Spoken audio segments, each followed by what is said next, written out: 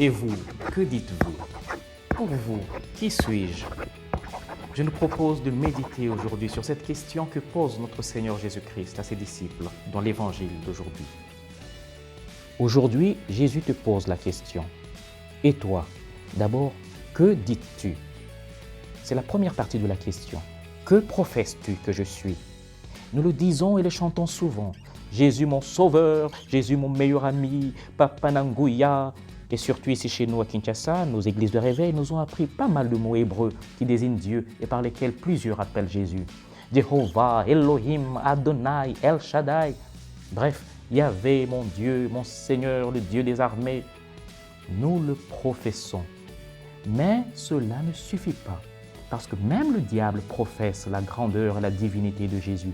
Rappelons-nous du démon qui criait pendant que Jésus exorcisait un homme. « Que veux-tu, Jésus de Nazareth ?»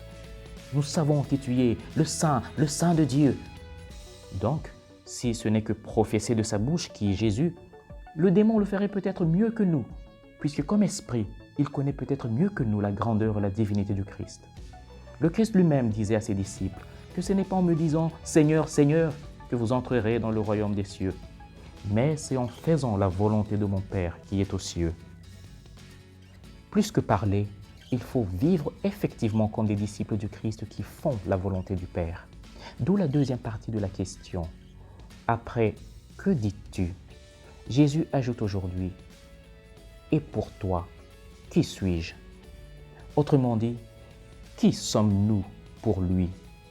La veille de sa passion, Jésus avait dit à ses disciples, « Je ne vous appelle plus serviteurs, je vous appelle mes amis. » Celui qui se dit chrétien se demandera donc, en toute vérité, si Jésus peut dire de lui ou d'elle, « Voilà mon ami, voilà mon disciple, voilà un homme, une femme qui vit mon commandement d'amour, voilà quelqu'un qui sait pardonner et ne garde pas rancune comme je l'ai enseigné, quelqu'un d'honnête et de juste qui déteste la corruption, voilà quelqu'un qui a souci du pauvre, du faible, des exclus. Voilà mon disciple qui sait aimer et servir Dieu et le prochain en faisant la volonté de mon Père, à mon exemple. Mieux vaut ne pas aller à l'église et vivre comme un athée qu'aller à l'église et détester les autres, disait le pape François.